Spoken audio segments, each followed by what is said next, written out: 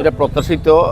পশ্চিমবঙ্গের বাংলার মানুষ সিদ্ধান্ত নিয়ে নিয়েছিলেন যে পরিবর্তন করবেন, কারণ দীর্ঘ 15 বছরে দুর্নীতি, সন্ত্রাস, স্বজন পোষণ এবং বিশেষ করে একটা সম্প্রদায়কে দূষণ করার ক্ষেত্রে এবং হিন্দু সনাতন ধর্মকে আঘাত করার ক্ষেত্রে পশ্চিমবঙ্গের সরকার, বিশেষ করে মমতা ব্যানার্জি, অভিষেক ব্যানার্জির নেতৃত্বে যেভাবে হিন্দুদের উপর টানা অত্যাচার চলছে, সমস্ত বাংলার হিন্দুরা, সনাতনীরা এবং বিশেষ করে যারা উন্নয়নের পক্ষে থাকেন তারা কিন্তু এবার ভারতীয় জনতা পার্টির প্রত্যেকটি প্রার্থীকে তারা ভোটদান করেছেন এবং আজকের রেজাল্ট যেটা বেরিয়েছে এটা কিন্তু প্রত্যাশিত ছিল। আমি বলবো একদিকে হচ্ছে আমাদের প্রধানমন্ত্রী নরেন্দ্র মোদীজি এবং অমিত শাহজির ওপর মানুষ ভরসা রেখেছেন, আস্থা রেখেছেন, কারণ এই দেশে যতগুলি ভারতীয় জনতা পার্টির নেতৃত্বে সরকার আছে, ডবল ইঞ্জিনের সরকার, তার যে উন্নয়ন হচ্ছে তার থেকে পশ্চিমবঙ্গ কিন্তু পিছিয়ে গেছে। দীর্ঘ 35 বছর কমিউনিস্টের শাসন, পরবর্তী সময় 15 বছর তৃণমূল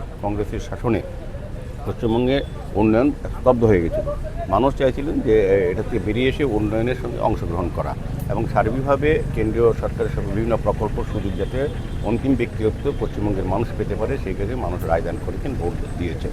তো আমি প্রথমেই পশ্চিমবঙ্গে বাংলার সমস্ত গণদেবতাকে ধন্যবাদ জানাচ্ছি। তারা সঠিক সময়ে সঠিক সিদ্ধান্ত নিয়েছেন এবং বিশেষ করে নির্বাচন কমিশন সুষ্ঠু এবং অবাধ নির্বাচন করার ফলে দীর্ঘ 50 বছরের ইতিহাসে পশ্চিমবঙ্গের মানুষ ভোট দিতে পেরেছেন।